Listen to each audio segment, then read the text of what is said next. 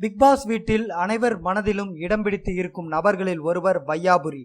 வையாபுரி குறித்து அவரது மனைவி சமீபத்தில் அளித்த பேட்டி ஒன்றில், வையாபுரி எப்பொழுதும் வீட்டில் உள்ளவர்களுடன் கோபமாக நடந்து கொள்வாரை தவிர வீட்டுக்கு வருபவர்களோடு சகஜமாகத்தான் பேசுவார்.